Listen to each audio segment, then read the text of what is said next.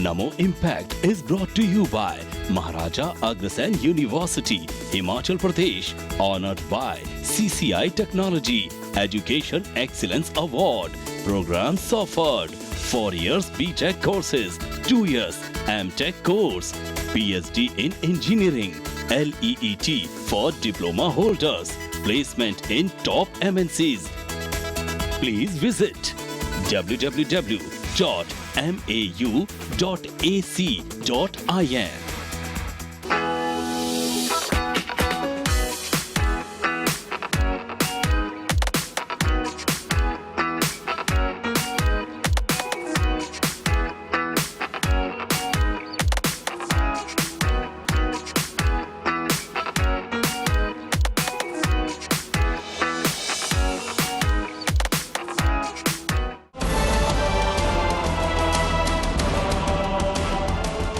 नमस्कार, मैं हूं अतुल सिंघल। कार्यक्रम नमो इम्पैक्ट में आपका स्वागत है।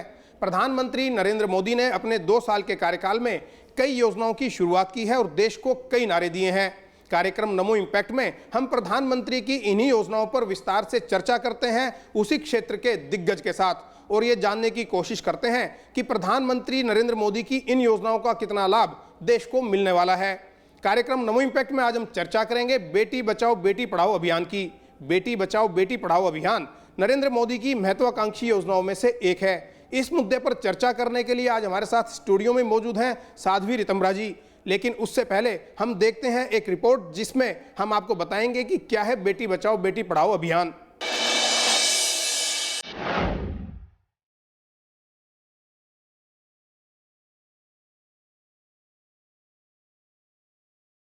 बेटी एक तरफ तो हमारे रिश्तों की बुनियाद है, तो वहीं दूसरी तरफ तरक्की की राह पर उसने अपनी ताकत का एहसास कराया है।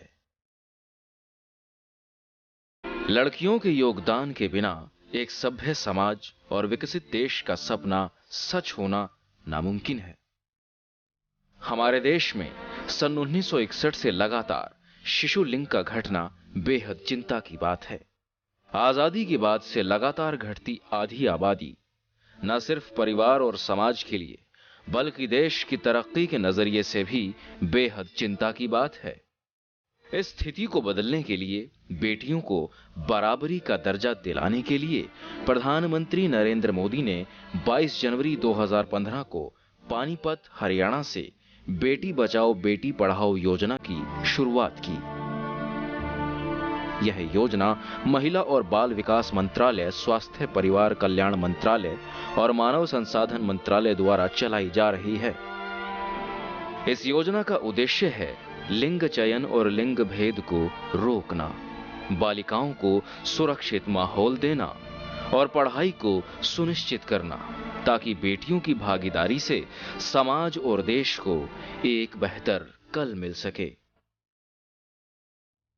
बेटी बचाओ बेटी पढ़ाओ योजना 100 जिलों में चल रही है।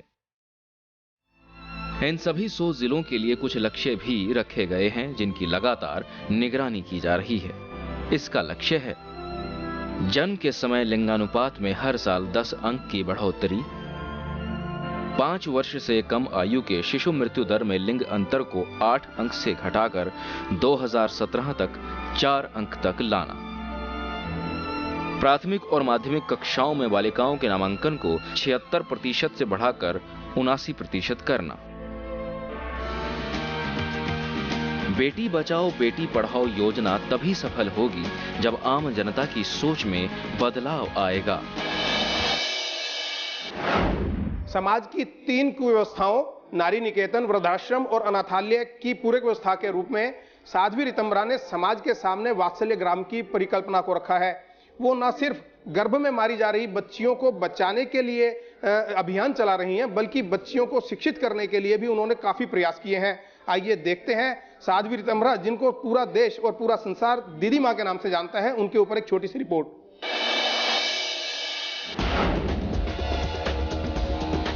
साध्वी रितंभरा यानी दीदी मां एक आध्यात्मिक शख्सियत, मानवतावादी सामाजिक प्रकल्पों की प्रेरणा स्रोत और प्रखर वक्ता हैं। साध्वी रितंभरा अयोध्या के राम मंदिर आंदोलन से जुड़ी रही हैं। युवा अवस्था में साध्वी ऋतंभरा अपने घर से केवल इसलिए हरिद्वार निकल पड़ी कि उनके भाई की एक दुर्घटना में मृत्यु हो गई थी। मन में विद्रोह, भाई का लगाव और पीड़ा के साथ साध्वी ऋतंभरा ने हर की पौड़ी पर 2 रात गुजारी। यहीं पर उन्हें महामंडलेश्वर युग पुरुष परमानंद गिरी जी का सानिध्य प्राप्त हुआ, जहां पहुंचकर वो ध्यान की स्थिति में आ गईं। साध्वी ऋतंभरा ने राष्ट्र जागरण के साथ ही देश की 3 व्यवस्था अनाथालय, नारी निकेतन और वृद्धाश्रम की पूरक व्यवस्था वात्सल्य परिवार के रूप में विश्व के सामने स्थापित की, जिसे यशोदा और कृष्ण की नगरी वृंदावन में देखा जा सकता है। आज वात्सल्य ग्राम में 1000 बच्चों को निःशुल्क आवास, शिक्षा एवं भोजन मिलता है, तो वहीं 350 बेटियों को निःशुल्क शिक्षा, संस्कार और उन्हें अपने पैरों पर खड़े होने का काम वात्सल्य ग्राम कर रहा है। साध्वी ऋतंभरा कोख में मारी जा रही बेटियों को बचाने के लिए अपने प्रवचनों में आने वाले लोगों से संकल्प करवाती हैं। इसके साथ ही उन्होंने 11,51,000 हस्ताक्षर ग्रंथ भी बनाए हैं। साध्वी ऋतंभरा दक्षिणा के रूप में लोगों से कन्या भ्रूण हत्या को रोकने का वचन लेती हैं।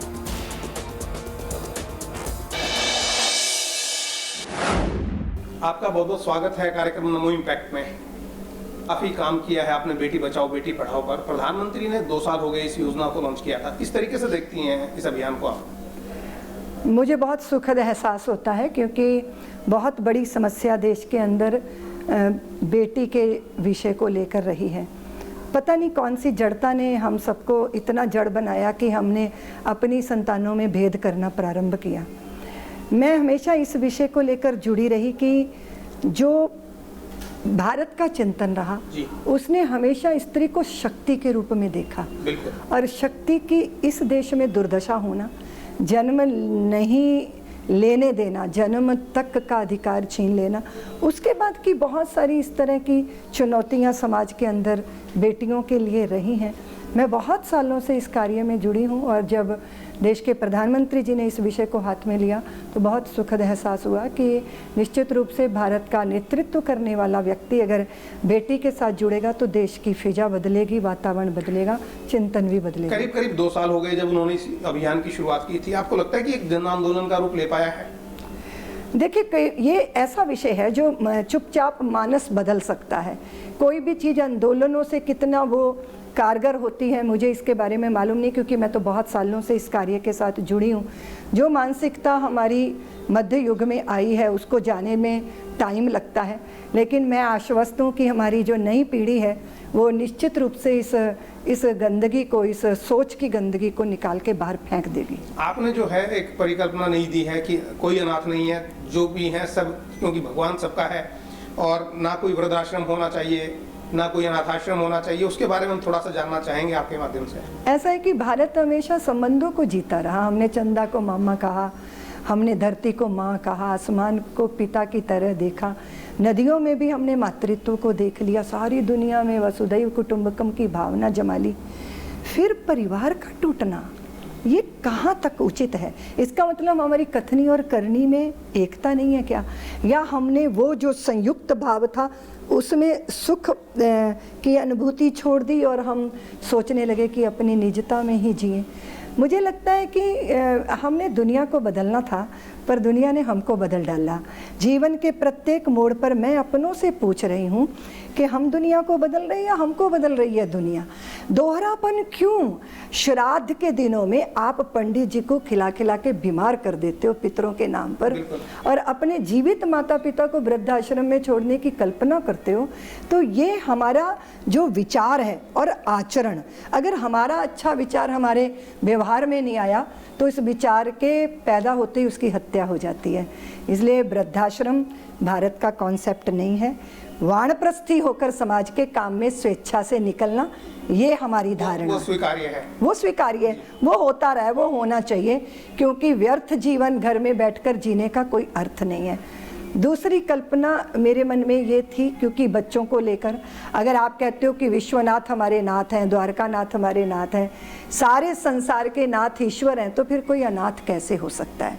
और अनाथ आश्रमों में मात्र फल बांटकर, कपड़े बांटकर, लाइन लगाकर उनको हाथ फैलाने को विवश कर देना, इतने से समाज की जिम्मेदारी पूरी नहीं हो जाती है। फिर तीसरा विषय था नारी निकेतन। अगर आप कहते हो कि हर भारत की स्त्री दुर्गा है, शक्ति है, देवी है, शक्ति का प्रतीक है जी, तो फिर आप उसके साथ कैसा व्यवहार कर रहे हो। नारी निकेतन, किसी ने गलती की और आपने उसको सजा दी, लम्हों ने खता की और सदियों ने सजा पाई, ऐसा कैसे कर सकते हो आप। हमेशा के लिए किसी को मुख्य धारा से निकाल कर बाहर फेंकना ये उचित नहीं है। त्यक्ता जैसे, बांझ जैसे शब्दों का प्रयोग करना, मुझे लगा कि किसी भी चीज़ की बुराई करते रहने से या उसकी निंदा करते रहने से क्या होगा, मुझे एक प्रयोग करना होगा। मैंने फिर सोचा कि हम करते हैं। 3 तरह के लोग एक छत के नीचे आए और इतना सफल ये प्रोग्राम रहा, जिसमें 3 आयु के लोग, बच्चे, युवा और वृद्ध, परिवार की इकाई बन गए। और किसी भी वृक्ष का फल देखो तो वो कैसा है उससे पता चलता है। तो स्वस्थ मानसिकता के साथ बच्चों ने मुख्य धारा में वो जाने की तैयारी में है। तो ऐसे 3 तरह के लोग, एक घर में माँ, मासी, नानी, बेटे, बेटियाँ। ना अनाथ आश्रम की ज़रूरत है, ना वृद्धाश्रम की, और ना ही महिला आश्रम। बेटी बचाओ के साथ साथ बेटी पढ़ाओ पर भी आपका काफी ध्यान है। जी बिल्कुल। ऐसा है कि आप तो जानते हो कि आश्रमों की हमारी परंपरा रही है। ये आश्रम में सेवा के कार्य हों, शिक्षा हो, चिकित्सा हो, मेरी उसी तरह की सोच रही। तो क्या योजना है आगे आपकी इस पूरे अभियान को लेकर या इस पूरे प्रकल्प को लेकर? मुझे लगता है कि सारी दुनिया को वात्सल्य की जरूरत है, और वात्सल्य स्त्री के हृदय का गोमुख है। अगर वो उससे निकलेगी धारा तो सबका पोषण होगा। इसलिए वो स्त्री जिसको किसी ना किसी तरह घेर घार के कामिनी बनाने का प्रयत्न है, और मुझे लगता है कि वो वात्सल्यमयी हो जाए तो इसमें सारे संसार की समस्याओं का समाधान है। हम इस विचार को पूरी दुनिया तक पहुंचा रहे हैं। क्या संदेश आप दर्शकों को या समाज के लोगों को देना चाहेंगे? मैं एक ही बात कहना चाहती हूँ कि आपके आसपास हीरे मोती बिखरे पड़े हैं। नज़रें उठाइए, दूर मत झांकिए, नीचे देखिए, आसपास देखिए। जो आपके आसपास है उसको वात्सल्य बांटिए, सारे समाधान होते चले जाएंगे। अगर आपके पास समय है तो आप उनको समय दीजिए जिसको आपके प्यार की ज़रूरत है। वृद्धों को संभालिए, बच्चों को संभालिए। अनाथ आश्रम की जड़ व्यवस्थाएं जो एक को दाता बनाती हैं और एक को हीन बनाती हैं, इससे बाहर आइए और अपने घर को ही नहीं, अपने हृदय को वात्सल्य का आधार बनाइए। रितमरा जी, आजकल बेटियों के प्रति अपराध काफी बढ़ रहे हैं, और उसके बाद जो जिस तरीके से राजनीतिक बयानबाजी होती है उसको आप कैसे देखते हैं? देखिए, बेटी और स्त्री का जब अपमान होता है और उसमें जब राजनीति की रोटियां सेकी जाती हैं तो स्त्री और ज़्यादा अपमानित हो जाती है। सबसे पहले तो उसकी अस्मिता लूटी, जमीर लूटा, फिर उसके खंड खंड तार तार व्यक्तित्व का जब इस्तेमाल होता है, इससे बड़ा दुर्भाग्य और कोई नहीं हो सकता। मैं बहुत गहरे से जब चिंतन करती हूँ तो मैं देखती हूँ कि भारत की स्त्री को इस विषय को अपने हाथ में लेना होगा।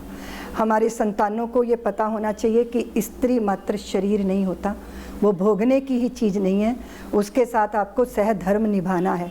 दूसरी बात है कि भारत के बच्चों का मन कुंठित नहीं होना चाहिए। वो मन खिलेगा तो वो स्वस्थ रहेगा।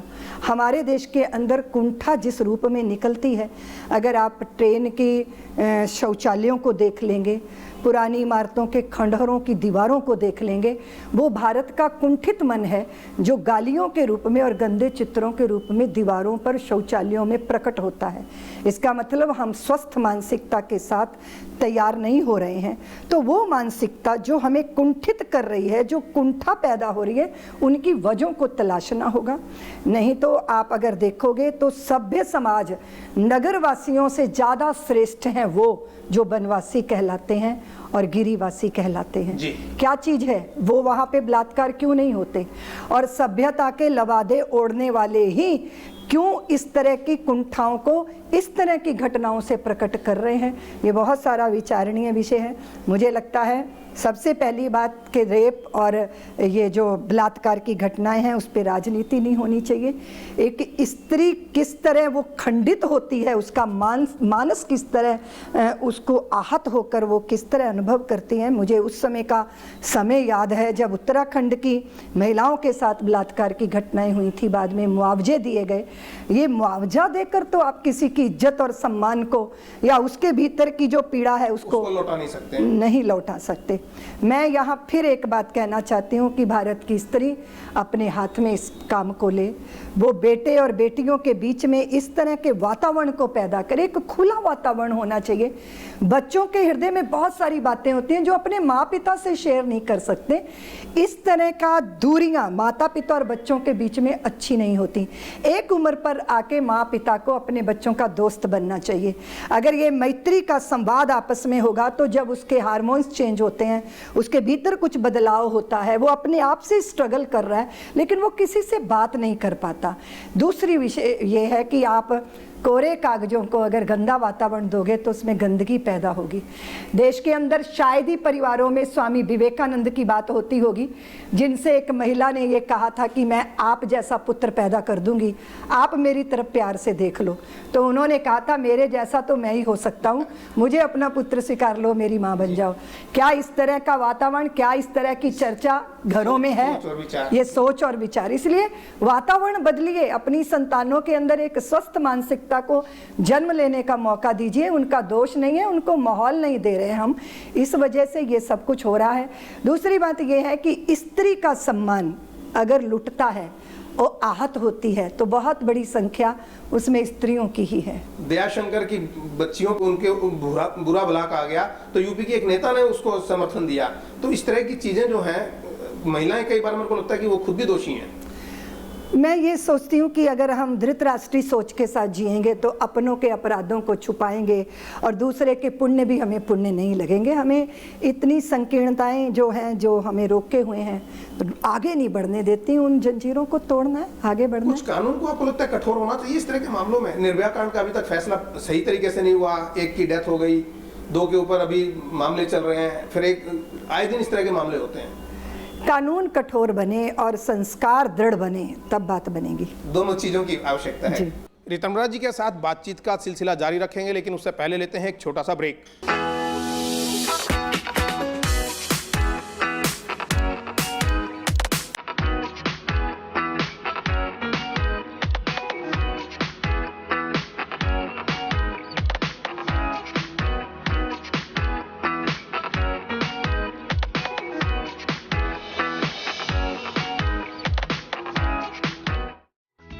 This program is brought to you by Maharaja Agrasen University, Himachal Pradesh, honored by CCI Technology Education Excellence Award. Programs offered: 4 years BTech courses, 2 years MTech course, PhD in Engineering, LEET for diploma holders, placement in top MNCs. Please visit www.mau.ac.in.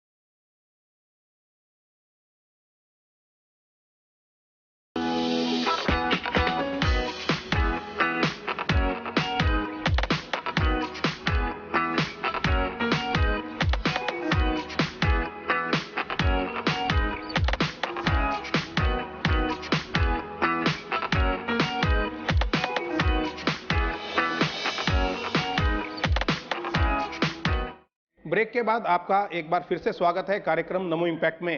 प्रधानमंत्री ने देश में लिंगानुपात सुधारने, महिलाओं के सशक्तिकरण के लिए बेटी बचाओ बेटी पढ़ाओ योजना की शुरुआत की। प्रधानमंत्री का ये मानना है कि एक बेटी 3 परिवारों का कल्याण कर सकती है अगर उसको शिक्षित कर दिया जाए तो। पानीपत से जब प्रधानमंत्री ने अपने इस अभियान की शुरुआत की थी तो आइए सुनते हैं कि प्रधानमंत्री ने उस वक्त क्या कहा था। आज भी हमारे देश में 1000 बालक पैदा हो तो उसके सामने 1000 बालिकाएं भी पैदा होनी चाहिए, वरना संसार चक्र नहीं चल सकता है। आज पूरे देश में ये चिंता का विषय है। मैं जरा माताओं से पूछ रहा हूं, अगर बेटी पैदा नहीं होगी तो बहू कहां से लाओगे?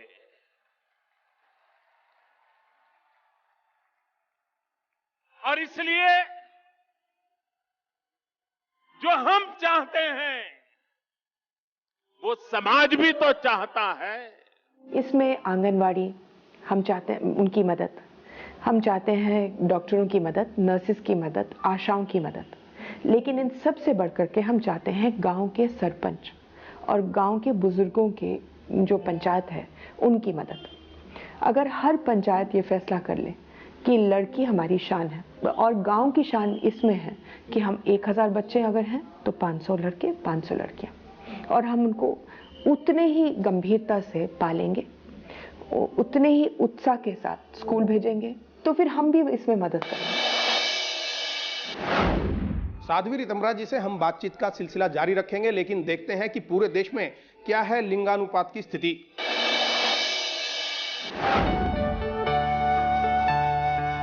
भारत की जनसंख्या पिछले एक दशक में 18.1 करोड़ से बढ़कर अब 1.21 अरब हो गई है। जनगणना के ताजा आंकड़ों के मुताबिक देश में पुरुषों की संख्या अब 62.37 करोड़ और महिलाओं की संख्या 58.64 करोड़ है। Registrar general and census commissioner India के मुताबिक भारत में 2001 में नवजन्मी लड़कियों की संख्या 1000 लड़कों के पीछे 934 लड़कियां थीं, जो साल 2011 में 934 से बढ़कर 940 हो गई है। आबादी में पुरुषों की संख्या 51.54% और महिलाओं की संख्या 48.46% है। भारत के ग्रामीण क्षेत्रों में 2001 से 2011 1000 लड़कियों के पीछे सिर्फ 945 से 947 हुई है। शहरी इलाके में पिछले 10 सालों के दौरान 900 से बढ़कर 926 हो गई है। आंकड़ों पर यदि नजर डाली जाए तो 2001 की जनगणना में भारत में 54% महिलाएं साक्षर थीं, जहां प्राथमिक स्तर पर प्रति 1000 लड़कों की भर्ती पर 95 लड़कियां स्कूलों में प्रवेश लेती हैं। वहीं यह अनुपात उच्च प्राथमिक स्तर पर घटकर 88% रह जाता है। दिलचस्प रूप से बीते एक दशक में साक्षर पुरुषों की संख्या में 31%, जबकि साक्षर महिलाओं की संख्या में 49% का इजाफा हुआ है। आंकड़े कहते हैं कि भारत में हर 8वें मिनट में एक लड़की गायब हो जाती है। एक अनुमान ये भी है कि गायब होने वाली इन लड़कियों में 1,60,00,000 लड़कियों को देह व्यापार में धकेला जा चुका है। यूनिसेफ की एक रिपोर्ट के मुताबिक सुनियोजित लिंग भेद के कारण भारत की जनसंख्या से 5 करोड़ लड़कियां और महिलाएं गायब हैं। संयुक्त राष्ट्र के मुताबिक भारत में हर दिन औसतन 2000 कन्या भ्रूण का गर्भपात होता है। महापंजीयक कार्यालय के आंकड़ों के अनुसार लिंगानुपात में सबसे अधिक फर्क संघ शासित प्रदेश दमन और द्वीप में है, जहां प्रति 1000 पुरुषों पर महिलाओं की संख्या 615 है। दादरा और नगर हवेली में लिंगानुपात 775, वहीं केरल में प्रति 1000 पुरुषों पर महिलाओं की संख्या 1084 दर्ज की गई है। पुडुचेरी में लिंगानुपात 1038 है।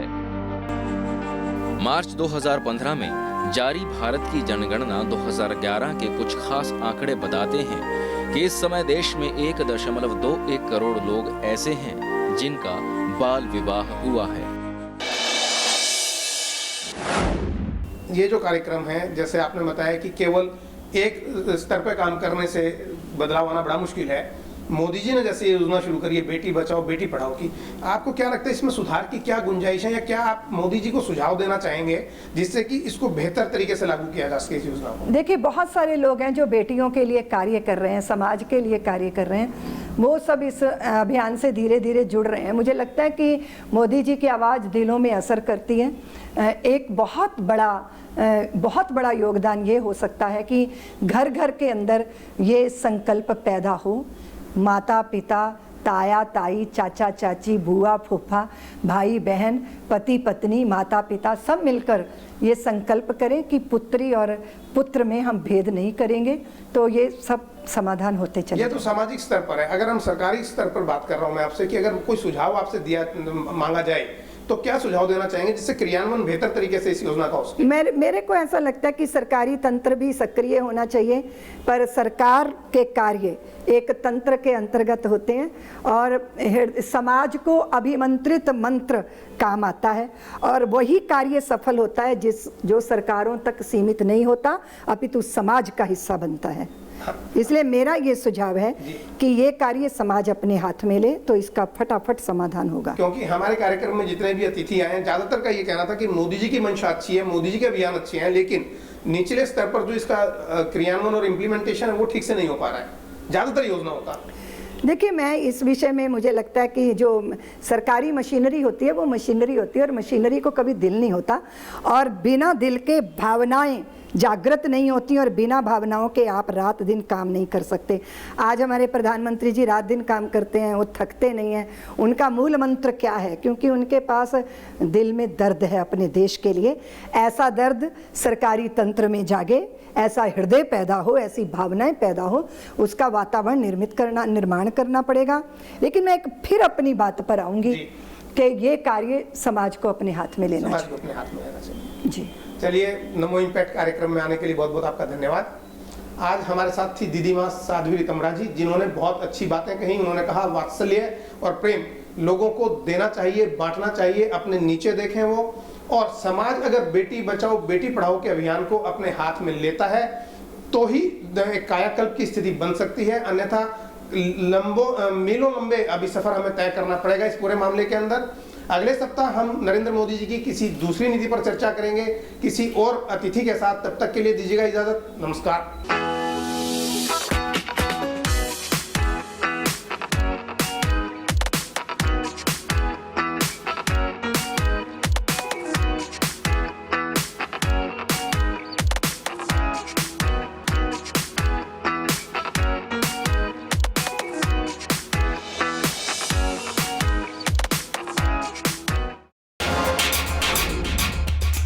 समाज के लिए बढ़े जिनके कदम, जिनका माना समाज ने लोहा, जिन्होंने बदली समाज की सोच, जानिए ऐसे ही कर्मयोगियों को हमारे खास कार्यक्रम अग्रदूत में हर रविवार रात 10 बजे सिर्फ सर्वधर्म संगम चैनल पर।